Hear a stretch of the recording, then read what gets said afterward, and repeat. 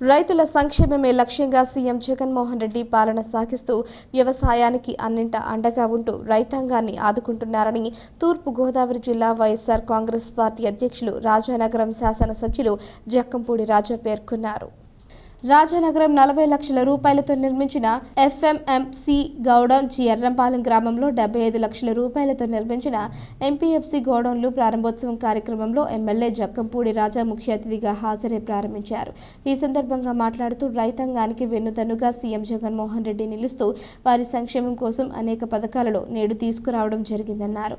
రైతు భరోసా పథకం ద్వారా ఏడాదికి 13,500 రూపాయలు, రైతాంగానికి పెట్టుబడి సాయం అందించడమే కాక రైతు భరోసాల కేంద్రం ద్వారా నాణ్యమైన ఎరువులు, విత్తనాలు రైతులకు అందించడమే కాక పండించిన పంటను దళారీ వ్యవస్థ నుంచి కాపాడి మద్దతు ధర కల్పించే విధంగా ఈ ప్రభుత్వం అన్ని చర్యలు తీసుకుంటుందన్నారు. దూలం పెద్ద, వేమగిరి కృష్ణ, గంగిశెట్టి సోమేశ్వరరావు, కొల్లి వీర్రాజు, ప్రకట చక్రి పాల్గొన్నారు.